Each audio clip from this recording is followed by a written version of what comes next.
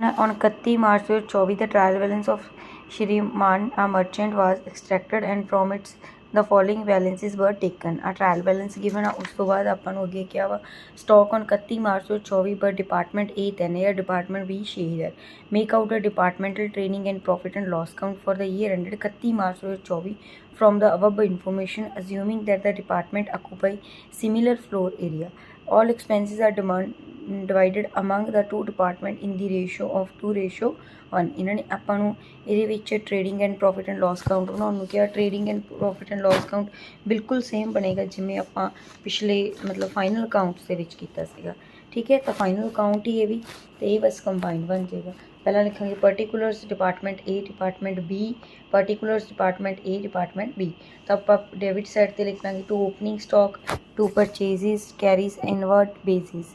ਠੀਕ ਹੈ, ਇਹਦੇ ਵਿੱਚ ਜੋ ਵੀ ਆਪਾਂ ਨੂੰ ਐਕਸਪੈਂਸਿਸ ਦੇਵੇ ਹੈਗੇ ਸਟਾਕ ਆਪਾਂ ਨੂੰ ਦੋਨਾਂ ਦੇ ਅਲੱਗ ਅਲੱਗ ਦਿੱਤੇ, ਪਰਚੇਜ਼ਿਸ ਅਲੱਗ ਅਲੱਗ ਦਿੱਤੀ, ਰਿਟਰਨ ਇਨਵਰਟ ਸੇਲ ਇਹ ਸਾਰਾ ਕੁਝ ਅਲੱਗ ਅਲੱਗ ਦਿੱਤਾ ਵਾ। ਜੋ ਆਪਾਂ ਨੂੰ ਬੇਸਿਸ ਹੈ ਉਹ ਵੀ ਅਲੱਗ ਅਲੱਗ ਗਿਵਨ ਤਾਂ ਆਪਾਂ ਉਸ ਤਰੀਕੇ ਨਾਲ ਹੀ ਪਾਤਾ। ਜੋ ਕੈਰੀਜ਼ ਇਨਵਰਡ ਆ ਉਹਨੂੰ ਆਪਾਂ ਨੂੰ ਕੀ ਕਰਨਾ ਪੈਣਾ, ਵੰਡਣਾ ਪੈਣਾ। 2:1 ਇਹਨਾਂ ਨੇ ਕਿਹਾ ਸੀਗਾ ਆਲ ਐਕਸਪੈਂਸਿਸ ਆਰ ਡਿਵਾਈਡਡ, ਤਾਂ 2:1 ਦੇ ਵਿੱਚ ਆਪਾਂ ਕੀ ਕਰਾਂਗੇ, ਇਹਨੂੰ ਡਿਵਾਈਡ ਕਰਾਂਗੇ। ਠੀਕ ਹੈ, 600 × 2/3 ਅਤੇ 1/3 ਕਰਕੇ ਆਪਾਂ ਬੇਸਿਸ ਕੈਰੀਜ਼ ਇਨਵਰਡ ਲਿਖਤੀ ਹੈ। ਉਸ ਤੋਂ ਬਾਅਦ ਆਪਣੀ ਬੇਸਿਸ ਦਾ ਇਹਨਾਂ ਨੇ ਦਿੱਤਾ ਵਾ ਸੀ ਅਲੱਗ ਅਲੱਗ, ਉਸ ਤਰੀਕੇ ਨਾਲ ਲਿਖਤਾ। ਉਸ ਤੋਂ ਬਾਅਦ ਕ੍ਰੈਡਿਟ ਸਾਈਡ ਪ੍ਰਪੇਅਰ ਕਰਾਂਗੇ, ਸੇਲ ਦੇ ਵਿੱਚੋਂ ਰਿਟਰਨ ਇਨਵਰਡ ਮਾਈਨਸ ਕਰਕੇ ਲਿਖਾਂਗੇ, ਕਲੋਜ਼ਿੰਗ ਸਟਾਕ ਲਿਖਾਂਗੇ। ਉਸ ਤੋਂ ਬਾਅਦ ਮਤਲਬ ਆਪਾਂ ਜੋ ਹੈ ਮੇਰੀ ਜਿਹੜੀ ਨੋਟਬੁੱਕ 'ਤੇ ਦਿੱਤਾ ਵਾ ਇਹ ਨੈੱਟ ਸੇਲਸ ਹੀ ਦਿੱਤੀ ਵੀ ਹੈ। ਠੀਕ ਹੈ, ਫਿਰ ਦੋਨੋਂ ਸਾਈਡ ਟੋਟਲ ਕਰਾਂਗੇ, ਜੋ ਬੈਲੈਂਸਿੰਗ ਫਿਗਰ ਆ ਜਾਏਗੀ ਉਹ ਗਰੋਸ ਪ੍ਰੋਫਿਟ ਆ ਜਾਏਗਾ। ਗਰੋਸ ਪ੍ਰੋਫਿਟ ਨੂੰ ਅੱਗੇ ਬਰੋਡ ਡਾਊਨ ਕਰਾਂਗੇ, ਇਹਦੇ ਵਿੱਚ ਰੈਂਟ ਰੇਟ ਟੈਕਸਿਸ 2:1 ਦੇ ਵਿੱਚ ਵੰਡਾਂਗੇ। ਜਨਰਲ ਐਕਸਪੈਂਸਿਸ ਸੈਲਰੀਜ਼ ਇਹਨਾਂ ਨੂੰ 2:1 ਦੇ ਵਿੱਚ ਸਾਰਿਆਂ ਨੂੰ ਵੰਡ ਦਾਂਗੇ। ਕੁਐਸਚਨ ਦੇ ਵਿੱਚ ਇੱਕ ਤਰੀਕੇ ਨਾਲ ਹੀ ਇਕੱਠੇ ਗਿਵਨ ਸੀ, ਇਹਨਾਂ ਨੂੰ ਆਪਾਂ ਨੇ ਆਲ ਐਕਸਪੈਂਸਿਸ ਕਿਆ ਕਰਕੇ 2:1 'ਚ ਆਪਾਂ ਵੰਡ ਦਾਂਗੇ, ਮਤਲਬ 2/3 ਅਤੇ 1/3 ਦੋਨਾਂ ਦਾ ਇਸ ਤਰੀਕੇ ਨਾਲ ਕੱਢ ਕੇ ਉਸ ਤੋਂ ਬਾਅਦ ਦੋਨੋਂ ਸਾਈਡ ਟੋਟਲ ਕਰਾਂਗੇ। ਜੋ ਬੈਲੈਂਸਿੰਗ ਫਿਗਰ ਆ ਜਾਏਗੀ ਉਹ ਆਪਣਾ ਨੈਟ ਪ੍ਰੋਫਿਟ ਆ ਜਾਏਗਾ। ਅੱਛਾ ਕੁਐਸਚਨ ਹੈ, following is the profit and loss account of Hindustan Electronics for the year ended 31 March 2024। ਇੱਥੇ ਆਪਾਂ ਨੂੰ ਟਰਾਇਲ ਬੈਲੈਂਸ ਗਿਵਨ ਆ। ਉਸ ਤੋਂ ਬਾਅਦ ਇਹਦੇ ਵਿੱਚ ਆਪਾਂ ਨੂੰ ਕਿਹਾ ਹੈਗਾ other particulars are given below ਆ, ਮਤਲਬ ਕਿ ਐਡਜਸਟਮੈਂਟਸ ਦਿੱਤੀਆਂ ਹੋਈਆਂ prepare departmental trading and profit and loss accounts. ਹੁਣ ਆਪਾਂ ਸਭ ਤੋਂ ਪਹਿਲਾਂ ਇਹਦੇ ਵਿੱਚ trading and profit and loss account prepare ਕਰ ਰਹੇ ਨੇ। ਪਾਰਟੀਕੂਲਰਸ XYZ, ਸੋ ਪਾਰਟੀਕੂਲਰਸ XYZ। ਪਾਰਟੀਕੂਲਰਸ ਤੋਂ ਬਾਅਦ ਇੱਥੇ ਆਪਾਂ ਨੂੰ ਓਪਨਿੰਗ ਸਟਾਕ ਗਿਵਨ ਨਹੀਂ ਸੀਗਾ ਤਾਂ ਇਗਨੋਰ ਕਰ ਦਾਂਗੇ, ਪਰਚੇਜ਼ਿਸ ਲਿਖ ਦਾਂਗੇ, ਬੇਸਿਸ ਲਿਖ ਦਾਂਗੇ। ਅਲੱਗ ਅਲੱਗ ਆਪਾਂ ਨੂੰ ਡਿਪਾਰਟਮੈਂਟ ਵਾਈਜ਼ ਦਿੱਤੀਆਂ ਹੋਈਆਂ। ਜੋ ਬੇਸਿਸ ਹੈ ਉਹ ਆਪਾਂ ਨੂੰ ਕੰਬਾਈਨ ਦਿੱਤੀਆਂ ਹੋਈਆਂ। ਬੇਸਿਸ ਦੀ ਇਹਨਾਂ ਨੇ ਕਿਹਾ ਹੈਗਾ apportionment of basis is showroom 3/4, factory 1/4। Basis of showroom are to be divided in 1:2 in the X and Y department. ਜੋ ਸ਼ੋਰੂਮ ਦੇ ਹੈ ਉਹਨੂੰ ਆਪਾਂ ਪਹਿਲਾਂ ਤਾਂ ਮਤਲਬ ਸ਼ੋਰੂਮ 3/4 ਹੈ, 48,000 3/4 ਕੱਢਾਂਗੇ, ਜੋ ਆ ਜਾਏਗਾ ਉਹਦਾ 1/3 ਅਤੇ 2/3 ਕਰਾਂਗੇ। ਉਸ ਤੋਂ ਬਾਅਦ ਫੈਕਟਰੀ ਕਿਹਾ ਵਾ, ਫੈਕਟਰੀ ਮਤਲਬ ਕਿ ਜੋ Z ਆ ਉਹਦੇ ਵਿੱਚ ਆਪਾਂ ਪਾ ਦਾਂਗੇ। ਠੀਕ ਹੈ, ਮਤਲਬ ਜਿੰਨਾ 1/4 ਕਰਕੇ 48,000 ਦਾ ਆਊਗਾ। ਉਸ ਤੋਂ ਬਾਅਦ ਆਪਾਂ ਨੂੰ ਅੱਗੇ ਕ੍ਰੈਡਿਟ ਸਾਈਡ 'ਤੇ ਆਪਾਂ ਸੇਲਸ ਪਾ ਦਾਂਗੇ ਤਿੰਨਾਂ ਦੀ। ਠੀਕ ਹੈ, ਸੇਲਸ ਆਪਾਂ ਨੂੰ X ਦੀ ਦਿੱਤੀ ਹੈ, Y ਦੀ ਦਿੱਤੀ ਹੈ ਅਤੇ ਸਰਵਿਸਿਜ਼ ਆਫ ਰਿਪੇਅਰਸ ਉਹ ਆਪਣੀ ਇੱਕ ਤਰੀਕੇ ਦੀ ਉਹਦੀ ਸੇਲ ਹੋ ਗਈ ਹੈਗੀ। ਠੀਕ ਹੈ, ਉਹ Z ਦੀ ਤਾਂ ਆਪਾਂ ਉਹ ਤਿੰਨਾਂ ਦੀ ਪਾ ਦਾਂਗੇ। ਉਸ ਤੋਂ ਬਾਅਦ ਆਪਾਂ ਇੱਥੇ ਕਲੋਜ਼ਿੰਗ ਸਟਾਕ ਪਾਵਾਂਗੇ। ਕਲੋਜ਼ਿੰਗ ਸਟਾਕ ਤਿੰਨਾਂ ਦਾ ਅਲੱਗ ਅਲੱਗ ਗਿਵਨ ਹੈਗਾ। ਦੋਨੋਂ ਸਾਈਡ ਦਾ ਟੋਟਲ ਕਰਾਂਗੇ, ਜੋ ਬੈਲੈਂਸਿੰਗ ਫਿਗਰ ਆ ਜਾਏਗੀ ਗਰੋਸ ਪ੍ਰੋਫਿਟ ਜਾਂ ਗਰੋਸ ਲਾਸ ਆ ਜਾਏਗਾ। ਇੱਕ ਸਾਈਡ 'ਤੇ ਆਪਣਾ ਲਾਸ ਆ ਰਿਹਾ, ਇੱਕ ਸਾਈਡ 'ਤੇ ਆਪਣਾ ਪ੍ਰੋਫਿਟ ਆ ਰਿਹਾ ਹੈਗਾ। ਉਸ ਤੋਂ ਬਾਅਦ ਆਪਾਂ ਗਰੋਸ ਪ੍ਰੋਫਿਟ ਅਤੇ ਗਰੋਸ ਲਾਸ ਨੂੰ ਅੱਗੇ ਬਰੋਡ ਡਾਊਨ ਕਰਾਂਗੇ। ਉਹਦੇ ਵਿੱਚ ਰੈਂਟ ਲਿਖਾਂਗੇ। ਰੈਂਟ ਲਈ ਆਪਾਂ ਨੂੰ ਇਹਨਾਂ ਨੇ ਇੱਥੇ ਐਡਜਸਟਮੈਂਟ ਦਿੱਤੀ ਵੀ ਸੀਗੀ। ਰੈਂਟ ਆਫ ਫੈਕਟਰੀ ਇਜ਼ 500 ਪਰ month. Rent of showroom is a portion equally in X and Y departments. ਮਤਲਬ ਕਿ ਫੈਕਟਰੀ ਦਾ ਤਾਂ 500 ਪਰ ਮੰਥ ਹੈ, ਕਿੰਨਾ ਹੋ ਗਿਆ 6,000 ਹੋ ਗਿਆ। ਫੈਕਟਰੀ ਦਾ ਮਤਲਬ Z ਦਾ ਆਪਣਾ ਕਿੰਨਾ ਹੋ ਗਿਆ ਹੈਗਾ 6,000 ਉੱਥੇ ਪਾ ਦਾਂਗੇ। ਅਤੇ ਟੋਟਲ ਰੈਂਟ ਆਪਾਂ ਨੂੰ ਕੁਐਸਚਨ ਦੇ ਵਿੱਚ 10,800 ਗਿਵਨ 6,000 ਉਹਦੇ 'ਚੋਂ ਮਾਈਨਸ ਕਰਕੇ 4,800 ਆ ਗਿਆ, 24,400 ਆਪਾਂ ਦੋਨਾਂ ਦੇ ਵਿੱਚ ਪਾ ਦਾਂਗੇ। ਉਸ ਤੋਂ ਬਾਅਦ sundry expenses are apportioned in the sales ratio of the department. Sundry expenses ਆਪਾਂ ਸੇਲਸ ਦੀ ਰੇਸ਼ੋ ਦੇ ਵਿੱਚ ਵੰਡਾਂਗੇ। ਸੇਲਸ ਦੀ ਰੇਸ਼ੋ ਆਪਣੀ ਕਿੰਨੀ ਗਿਵਨ ਹੈਗੀ ਸੇਲਸ ਆਪਾਂ ਨੂੰ 1,75,000 1,40,000 ਤੇ 35,000 ਗੀ ਬਣਾਈ ਚੋਂ ਤਿੰਨ ਜੀਰੋ ਆਪਾਂ ਤਿੰਨਾਂ ਚੋਂ ਕੱਟ ਦਾਂਗੇ। ਠੀਕ ਹੈ 1,75,000 ਮਤਲਬ 175 140 ਤੇ 35 ਇਹ ਆਪਣਾ ਮਤਲਬ 35 4 ਦੇ ਟੇਬਲ ਤੇ ਜਾਂਦਾ ਹੈਗਾ ਤੇ 5 ਦੇ ਟੇਬਲ ਤੇ ਜਾਂਦਾ ਹੈਗਾ ਤਾਂ 35 ਇਹਦਾ ਮਤਲਬ 1 ਆ ਜਾਏਗਾ 140 ਦਾ 4 ਆ ਜਾਏਗਾ ਤੇ 175 ਦਾ 5 ਆ ਜਾਏਗਾ ਮਤਲਬ 5 4 1 ਰੇਸ਼ੋ ਆ ਜਾਏਗੀ ਤਾਂ ਆਪਾਂ 5/10 4/10 ਤੇ 1/10 ਤੇ ਤਿੰਨਾਂ ਆਪਾਂ ਜੋ ਆਪਣੇ ਸੈਂਟਰੀ ਐਕਸਪੈਂਸਿਸ ਆ ਉਹਨਾਂ ਨੂੰ ਵੰਡ ਦਾਂਗੇ। ਉਸ ਤੋਂ ਬਾਅਦ ਦੋਨੋਂ ਸਾਈਡ ਟੋਟਲ ਕਰਾਂਗੇ ਜੋ ਬੈਲੈਂਸਿੰਗ ਫਿਗਰ ਆ ਜਾਏਗੀ ਨੈਟ ਪ੍ਰੋਫਿਟ ਜਾਂ ਨੈਟ ਲਾਸ ਆ ਜਾਏਗਾ। And profit and loss account of a concern having 3 departments is as follows for the year ending 31 March 2024 ਆ ਇਨਫੋਰਮੇਸ਼ਨ ਦਿੱਤੀ ਵੀ ਹੈ। ਉਸ ਤੋਂ ਬਾਅਦ ਅੱਗੇ ਕਿਹਾ ਵਾ prepare departmental accounts for the year for the department A B C taking into account the following information. ठीक है अगे इन्फॉर्मेशन फर्दर हो ਦਿੱਤੀ ਵੀ ਤਾਂ ਆਪਾਂ departmental trading and profit and loss account ਬਣਾ ਲਾਂਗੇ ਪਰਟੀਕੂਲਰਸ ਏ ਬੀ ਸੀ ਲਿਖਾਂਗੇ ਟੋਟਲ ਲਿਖ ਲਾਂਗੇ ਫਿਰ ਪਰਟੀਕੂਲਰਸ ਏ ਬੀ ਸੀ ਟੋਟਲ ਆਪਾਂ ਤਿੰਨੋਂ ਜਿਹੜੇ ਵੀ ਕੀਤੇ ਕੁਐਸਚਨ ਇਹਨਾਂ ਦੇ ਵਿੱਚ ਉਸ ਤਰੀਕੇ ਨਾਲ ਹੀ ਕਰ ਰਹੇ ਬਸ ਏ ਤੇ ਬੀ ਦਾ ਮਤਲਬ ਟੋਟਲ ਕਰਕੇ ਹੀ ਲਿਖ ਰਹੇ ਹੈਗੇ। ਠੀਕ ਹੈ ਤਾਂ ਸਭ ਤੋਂ ਪਹਿਲਾਂ ਆਪਾਂ ਪਰਚੇਸਿਸ ਲਿਖ ਦਾਂਗੇ ਪਰਚੇਸਿਸ ਕੁਐਸਚਨ ਦੇ ਵਿੱਚ ਆਪਾਂ ਨੂੰ ਤਿੰਨਾਂ ਦੀ ਅਲੱਗ-ਅਲੱਗ ਗਿਵਨ ਸੀਗੀ ਟੈਲੀਵਿਜ਼ਨ ਰੇਡੀਓ ਸਪੇਅਰ ਪਾਰਟਸ। ਠੀਕ ਹੈ 3 ਡਿਪਾਰਟਮੈਂਟ ਹੈਗੇ ਤਿੰਨਾਂ ਦੀ ਪਰਚੇਸਿਸ ਅਲੱਗ-ਅਲੱਗ ਗਿਵਨ ਸੀ ਉਸ ਤਰੀਕੇ ਨਾਲ ਲਿਖਤੀ ਸੇਲ ਵੀ ਤਿੰਨਾਂ ਦੀ ਗਿਵਨ ਸੀ ਉਹ ਲਿਖਦੀ ਕਲੋजिंग ਸਟਾਕ ਵੀ ਤਿੰਨਾਂ ਦਾ ਗਿਵਨ ਸੀਗਾ ਆਪਾਂ ਨੇ ਉਹ ਲਿਖਤਾ। ਹੁਣ ਇੱਥੇ ਸੈਲਰੀਜ਼ ਐਂਡ ਵੇਜਿਸ ਆ ਅਗਰ ਬੇਸਿਸ ਐਂਡ ਸੈਲਰੀ ਹੋਵੇ ਤਾਂ ਟ੍ਰੇਡਿੰਗ ਦੇ ਵਿੱਚ ਆਉਂਦੀ ਹੈ ਅਗਰ ਸੈਲਰੀ ਐਂਡ ਬੇਸਿਸ ਆ ਤਾਂ ਉਹ ਆਪਣੀ ਕਾਹਦੇ ਵਿੱਚ ਆਏਗੀ P&L ਦੇ ਵਿੱਚ ਆਏਗੀ ਮਤਲਬ ਜਿਹੜੀ ਚੀਜ਼ ਮੂਹਰੇ ਆ ਉਹਦੀ ਗੱਲ ਆਪਾਂ ਮੰਨ ਲੈਂਦੇ ਅਗਰ ਕਹਿਦਾ ਗਾ ਵੀ ਇਹ ਇਸ ਤਰੀਕੇ ਨਾਲ ਅੱਧਾ ਮਤਲਬ ਕਿ ਉੱਪਰ ਜਾਏਗਾ ਅੱਧਾ ਨੀਚੇ ਜਾਏਗਾ ਫਿਰ ਉਸ ਤਰੀਕੇ ਨਾਲ ਵੀ ਕਰ ਸਕਦੇ ਹਾਂ। ਠੀਕ ਹੈ फिर दोनों साइड का टोटल करांगे जो बैलेंसिंग फिगर आ जाएगी ग्रॉस प्रॉफिट आ जाएगा ग्रॉस प्रॉफिट में अगे ब्रॉड डाउन करांगे फिर सैलरी एंड वेजिस लिखांगे सैलरी एंड वेजिस लिए इन्होंने क्या सीगा salary and wages comprise the following shop की 3/4 है वर्कशॉप की 1/4 है it was decided to allocate shop salaries and wages in the ratio of 1/2 and 1/2 between A and B मतलब कि वर्कशॉप मतलब अपना सी वाले की तो सिंपल अपन 1/4 कह ही दिता गा पहला आप वर्कशॉप का 1/4 कट कर देंगे। ठीक है मतलब वो 48,000 चों 1/4 कढ़िया 12,000 आ जाएगा उस तो बाद जो बच गया वह मतलब अपन कि कह रहे है 3/4 कढ़ लो 3/4 का 1/2 1/3 तो 2/3 मतलब 1/2 सी। ठीक है उस तरीके आप कट लेंगे 48 चो 12,000 माइनस करके 36,000 आ गया 36,000 1/3 किया 12 आ जाऊगा पहले का तो 2/3 किया 24,000 दूजे का आ जाऊगा मतलब बी डिपार्टमेंट का। उस तो बाद रेंट लिए अपन एडजस्टमेंट दी हुई सी workshop rent is 500 per month and rent of the shop is divided equally between A and भी जो शॉप का रेंट होगा वो मतलब इक्वली कर रहे 500 पर मंथ तो सेम पिछले क्वेश्चन के उस तरीके ही आ जाऊगा 500 ने 6 ना किया मतलब 12 ना किया सॉरी 6,000 आ जाऊगा तो उस तो बाद अपना रेंट जो बाकी बचूगा वो आप ए तो बी के डिवाइड कर देंगे। उस तो बाद sundry expenses are to be distributed on the basis of turnover of each department turnover का मतलब की है अपनी सेल में आप टर्नओवर कहने तो आप की करा सेल इतने 1.5 लाख 1 लाख तो 25,000 से उही 3 जीरो पिछले क्वेश्चन की तरह कट कर देंगे 2500 तो 150 रह गया हम मतलब 150 100 तो 25 कह सकते। ठीक है जिस तरीके मर्जी देख लो तो हम 25 तो 100 के टेबल से लैके जाएंगे 4 आ जू 150 नाल करा तो 6 आ जू 6 4 1 रेशो अपनी आ जाएगी उस रेशो के आप सैंडरी एक्सपेंसिज में बन देंगे दोनों साइड टोटल करा अपने को ग्रॉस नैट प्रॉफिट या नैट लॉस आ जाएगा। चौथा क्वेश्चन है from the following figures prepare accounts to be disclose total profits and profits of the 2 department A and B ਆਪਾਂ ਨੂੰ ਆ ਇੱਥੇ ਇਨਫੋਰਮੇਸ਼ਨ ਦਿੱਤੀ ਵੀ ਹੈ ਉਸ ਤੋਂ ਬਾਅਦ ਫਰਦਰ ਇਨਫੋਰਮੇਸ਼ਨ ਵੀ ਕੁਐਸਚਨ ਦੇ ਵਿੱਚ ਗਿਵਨ ਆ ट्रेडिंग एंड P&L अकाउंट बना लाँगे ये पर्टिकुलर्स ए बी टोटल लिखांगे उस तो बाद पर्टिकुलर्स ए बी टोटल तो आप सब तो पहला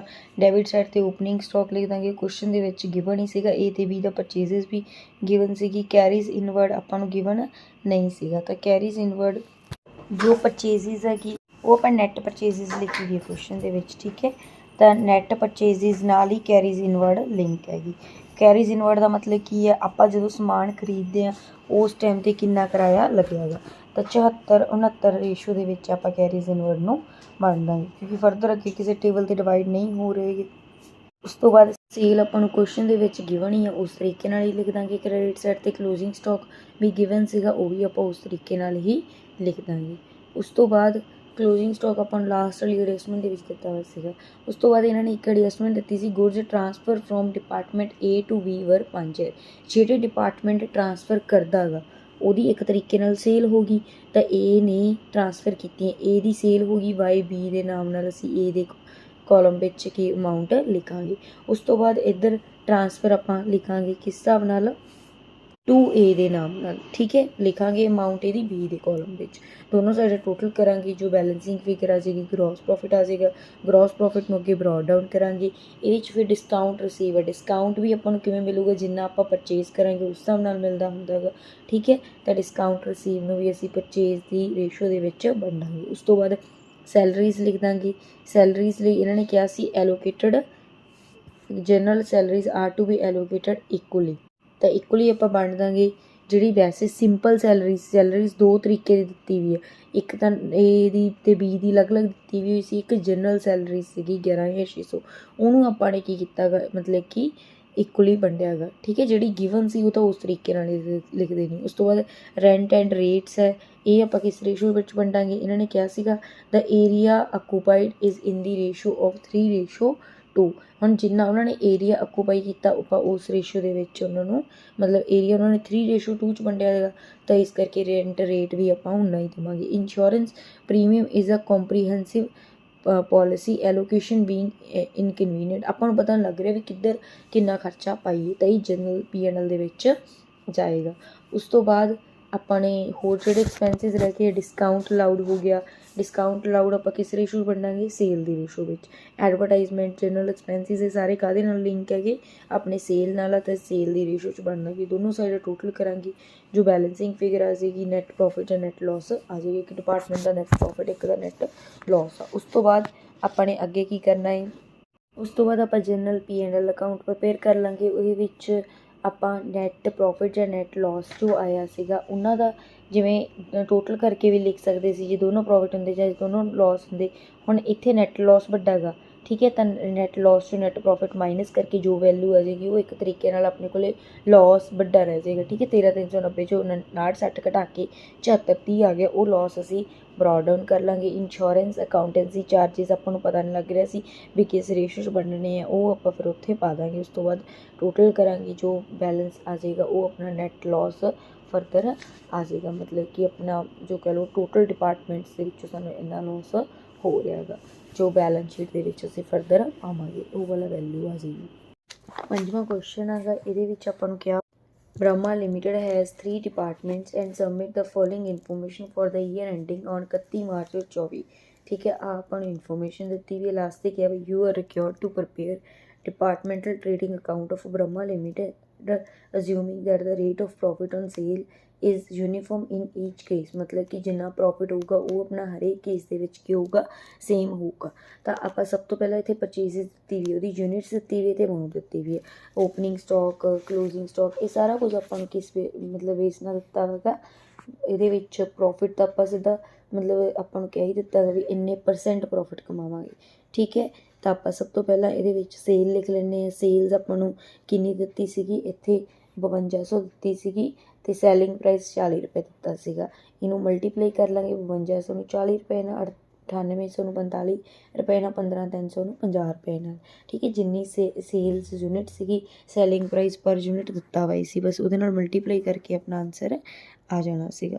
ਉਸ ਤੋਂ ਬਾਅਦ ਆਪਾਂ ਨੂੰ ਅੱਗੇ ਇਹਦੇ ਵਿੱਚ ਕਿਹਾ ਹੈਗਾ ਕਲੋਜ਼ਿੰਗ ਸਟਾਕ। ਕਲੋਜ਼ਿੰਗ ਸਟਾਕ ਲਈ ਆਪਾਂ ਨੂੰ ਮਤਲਬ ਇਹਦੇ ਵਿੱਚ ਨਾ ਪਰਚੇਸਿਸ ਦਿੱਤੀ ਵੀ ਆ, ਪਰਚੇਸਿਸ ਦੀ ਜਸਟ ਅਮਾਊਂਟ ਦਿੱਤੀ ਹੈ ਅਤੇ ਯੂਨਿਟਸ ਦਿੱਤੀਆਂ, ਮਤਲਬ ਕਿੰਨੇ ਰੁਪਏ ਦੀ ਆਪਾਂ ਨੂੰ ਯੂਨਿਟ ਪਈ ਆ ਉਹ ਨਹੀਂ ਪਤਾ। ਪਹਿਲਾਂ ਆਪਾਂ ਇਹਦੇ ਵਿੱਚ ਪ੍ਰੋਫਿਟ ਕੈਲਕੂਲੇਟ ਕਰਦੇ ਹਾਂ। ਟੋਟਲ ਸੇਲਸ ਆਪਾਂ ਨੂੰ ਇੱਥੇ ਗਿਵਨ ਹੈਗੀ 5000 ਯੂਨਿਟਸ, ਮਤਲਬ ਇਹਦੇ ਵਿੱਚ ਨਾ ਆਪਾਂ ਇੱਕ ਤਰੀਕੇ ਨਾਲ ਇਹਦਾ ਇਹ ਚੈੱਕ ਕਰਾਂਗੇ ਸੈਲਿੰਗ ਪ੍ਰਾਈਸ ਆਪਾਂ ਜਿਹੜੀ ਮਤਲਬ ਯੂਨਿਟਸ ਪਰਚੇਜ਼ ਕੀਤੀ ਆ ਉਹਦਾ ਸੇਲ ਪ੍ਰਾਈਸ ਕੀ ਆ, ਠੀਕ ਹੈ। 5000 ਯੂਨਿਟਸ ਆਪਾਂ ਮਤਲਬ ਕੀ ਕੀਤੀ ਹੈਗੀ, ਪਰਚੇਜ਼ ਕੀਤੀ ਆ ਤੇ ਸੈਲਿੰਗ ਪ੍ਰਾਈਸ ਜਿਹੜਾ 40 ਹੈ। ਸੈਲਿੰਗ ਇਹ ਯੂਨਿਟਸ ਨੂੰ ਸੈਲਿੰਗ ਪ੍ਰਾਈਸ ਨਾਲ ਆਪਾਂ ਮਲਟੀਪਲਾਈ ਕਰ ਦਾਂਗੇ। ਪਰਚੇਜ਼ 5000 ਆ ਉਹਨੂੰ 40 ਨਾਲ ਕਰ ਦਾਂਗੇ। ਬੀ ਦੇ ਵਿੱਚ 10000 ਯੂਨਿਟ ਸੀ ਉਹਨੂੰ 45 ਨਾਲ ਕਰ ਦਾਂਗੇ। ਸੀ ਦੇ ਵਿੱਚ 15000 ਸੀ ਉਹਨੂੰ 50 ਨਾਲ ਕਰ ਦਾਂਗੇ।